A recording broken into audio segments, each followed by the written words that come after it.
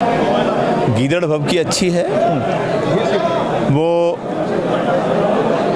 अपने आप में कुछ कह सकते हैं, हम किसी को छेड़ते नहीं हैं। यदि कोई हमें छेड़ता है तो हम उसे छोड़ते नहीं हैं। 50 से 60 कार्यकर्ता हैं जो काम कर रहे हैं, बूथ पे काम करने वाले लोग। उनके यहाँ कोई बस्ता लगाने वाला नहीं है। बाद में ईवीएम को कोसने का काम करेंगे नहीं, ईवीएम को कोसेंगे कि हमें वोट नहीं मिली है। हमारे लिए हर्ष का विषय है कि हमारा परिवार बढ़ रहा है और दूसरे दलों के लिए खतरे की घंटी है कि उनका परिवार सिमट रहा है।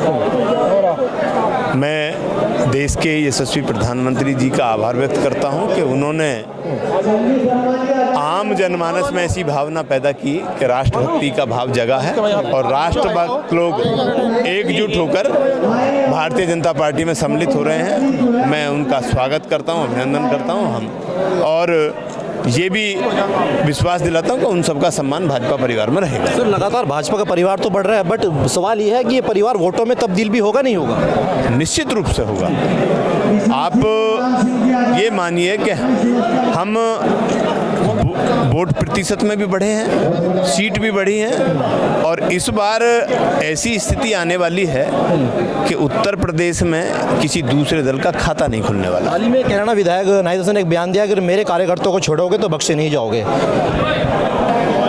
गीदड़ भव की अच्छी है। वो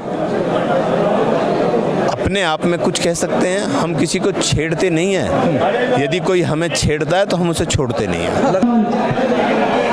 समाजवादी पार्टी दल डूबता हुआ जहाज है और उस पर कोई नहीं जाना चाहेगा, और भारतीय जनता पार्टी वो पार्टी है जो आज शिखर पे है, जिसमें विचारवान लोग हैं और विचारवान लोग आ रहे हैं। मैं उन सबको अभिनंदन भी करता हूं, स्वागत भी। लगातार एक बातें बड़ी सामने आ रही है, योगी जी भी आए तो उन्होंने कहा था कि विपक्ष का बूथ स्तर पर कोई बूथ नहीं लगेगा, क्या कुछ कहेंगे? उनका स्थिति ये है कि हमारे प्रत्येक बूथ पर 50 से 60 कार्यकर्ता हैं जो काम कर रहे हैं, बूथ पे काम करने वाले लोग। उनके यहाँ कोई बस्ता लगाने वाला नहीं है। बाद में ईवीएम को कोसने का काम करेंगे नहीं, ईवीएम को कोसेंगे कि हमें वोट नहीं मिली है। आम लोगों के बीच में जाते नहीं, कोई काम नहीं करते, भ्रष्टाचार की गर्त में डूबे हुए दल हैं उनके, इसलिए कोई उन्हें चुनता नहीं है। यही परिणाम होना है। मैं दावे के साथ कह सकता हूं कि पूरे देश में 400 से अधिक सीटें भाजपा जीतेगी और उत्तर प्रदेश में 80 में से 80 लोकसभा। अभी सवाल पूछना है, 2019 के अंदर जो कमियां रही थी, उन कमियों को दूर करने के लिए क्या कुछ रणनीति बनाई है सहारनपुर लोकसभा? पिछली बार भी कोई कमी नहीं थी। एक ऐसा अनैतिक गठबंधन हुआ था जिसके कारण कुछ वोटों का डिवीजन जो होने वाला वोट था वो एकजुट होकर हमारे विरोध में चला गया और उसका फायदा उन लोगों को मिल गया था।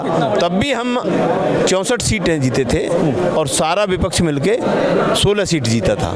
और मुझे आज विश्वास है कि आज वो और भी किसी को जोड़ना चाहें तो जोड़ लें, उनका खाता नहीं खुलेगा। चलिए, बहुत बहुत शुक्रिया हमारे साथ जुड़ने के लिए। तो ये थे क्षेत्रीय अध्यक्ष जितेंद्र चौधरी, जिन्होंने साफ तौर से ऐलान कर दिया इस बार जो है भारतीय जनता पार्टी 400 पार निश्चित तौर से आने जा रही है। फिलहाल इतना ही। भारतीय जनता पार्टी की विचारधारा से प्रेरित होकर आज जनपद सहारनपुर में एक बड़ी संख्या में कार्यकर्ताओं ने भारतीय जनता पार्टी ज्वाइन की है, जिसमें अभी कुछ दिन पूर्व यहाँ से विधायक रहे, पूर्व में मंत्री रहे आदरणीय संजय गर्ग जी के साथ कुछ कार्यकर्ता दल में सम्मिलित होना चाहते थे। वो लखनऊ में ज्वाइनिंग के कारण वो उस समय नहीं ज्वाइन हुए थे। तो आज एक बड़ी संख्या में सहारनपुर में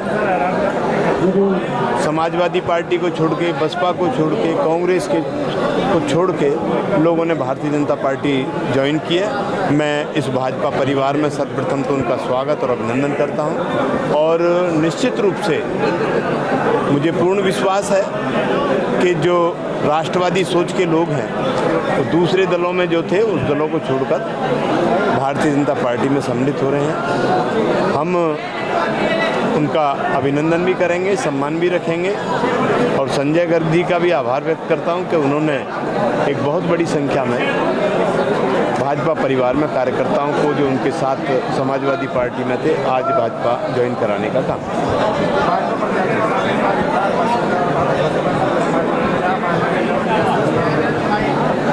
परिवार बड़ा होता है, ये बड़े प्रसन्नता का विषय है और सबसे बड़ी बात यह है हमारे लिए कि माननीय मोदी जी के प्रति, माननीय योगी जी के प्रति देश की जनता का, प्रदेश की जनता का विशेष लगाव है। उनसे प्रेरित होकर लोग भाजपा की तरफ आ रहे हैं और सहारनपुर लोकसभा दुर्भाग्यवश हम पिछली बार हार गए थे। इन लोगों के आने से और हमें मजबूती मिलेगी और इस बार जो आंधी है भाजपा की, मुझे नहीं लगता कि उत्तर प्रदेश में किसी का खाता भी खुलने वाला है। 80 में से 80 लोकसभा भाजपा जीतने वाली है।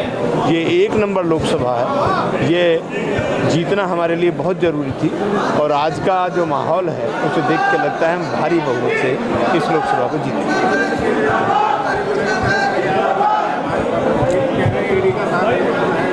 इंटरव्यू होने आ रहा है। मैं अरविंद केजरीवाल जी के बारे में सिर्फ इतना कहूँगा, वो भटक चुके हैं पूरी तरह से। वो जिस भ्रष्टाचार के मुद्दे को लेकर सत्ता में आए थे, आज वो उसके गर्त में डूब चुके हैं और उसी का परिणाम है कि वो सलाखों के पीछे है। मित्रों, आप देखिए, वो शोर मचाते थे कि कांग्रेस भ्रष्टाचार के गर्त में डूबी हुई है, आज उसके साथ गठबंधन है।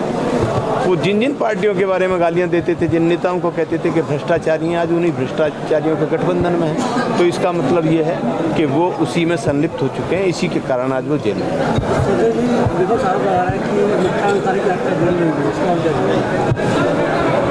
मैं इतना कहूँगा कि हम कानून व्यवस्था का देश में रहते हैं और कानून व्यवस्था के देश में ऐसी कोई स्थिति नहीं होती और कानून का पालन करने वाली सरकार है हमारी।